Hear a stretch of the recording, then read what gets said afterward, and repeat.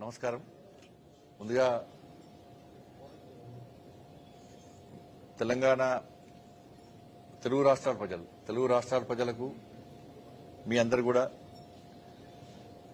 భోగి, మకర సంక్రాంతి, కనుమ పండుగ శుభాకాంక్షలు. ఈ పండుగ ప్రకృతితో ముడిపడిన పండుగ. ముఖ్యంగా తెలుగు రాష్ట్రాల్లో ప్రజలందరూ మన సంస్కృతి, మన సంప్రదాయాలకు అనుగుణంగా దాన్ని ఉట్టిపడే విధంగా ఇలా పండుగ నిర్వహించుకుంటూ ఉంటారు. కాబట్టి అందరూ కూడా సుఖ సంతోషాలతో ఒక సంతోషకరమైనటువంటి ప్రశాంతమైన వాతావరణంలో ఈ పండుగ నిర్వహించుకోవాలని చెప్పి విజ్ఞప్తి చేస్తూ, కరీంనగర్ కార్పొరేషన్ సంబంధించి ప్రజలకు ఒక మంచి శుభవార్త.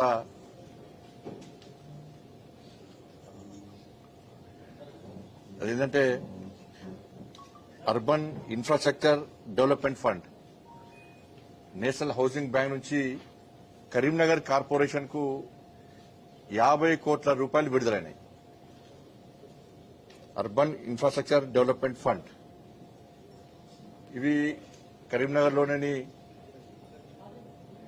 అన్ని డివిజన్లలో దానికి అనుగుణంగా పనులు నిర్ణయించడం, ప్రజల అవసరాలను గుర్తించుకొని అభివృద్ది పనులను చేయడానికి నేషనల్ హౌసింగ్ బ్యాంక్ నుంచి ఈ నిధులు విడుదలైనాయి. దీనిలో రాష్ట్ర ప్రభుత్వ వాటా కూడా 10 కోట్లే ఉంది. రాష్ట్ర ప్రభుత్వ వాటా కూడా.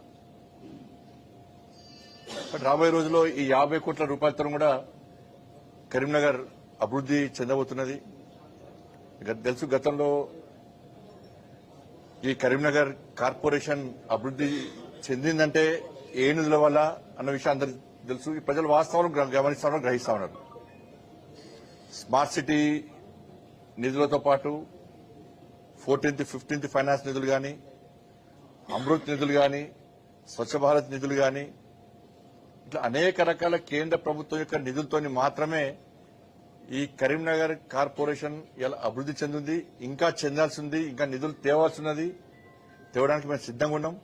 ప్రజలందరూ కూడా కరీంనగర్ కార్పొరేషన్ భారతీయ జనతా పార్టీకి అప్పయ్యపడంగా సిద్దంగా ఉన్న విషయాన్ని అనేక సర్వేలు స్పష్టం చేస్తా ఉన్నాయి.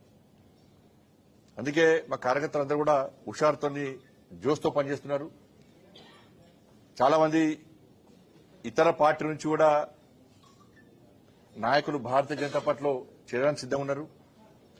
మేము కార్యకర్తలకు అన్యాయం జరగకుండా, ఎలాంటి అవినీతి ఆరోపణలు లేని, జైలు గోని, పీడీ యాక్టులు లేని, రౌడీ షీట్లు ఓపెన్ చేయని, ల్యాండ్లు కబ్జా అయిన అటువంటి నాయకులను సెలెక్ట్ చేసి మా కార్యకర్తలు కూడా ఇబ్బంది లేకుండా, మా కార్యకర్తలు అందరిని సమన్వయపరిచి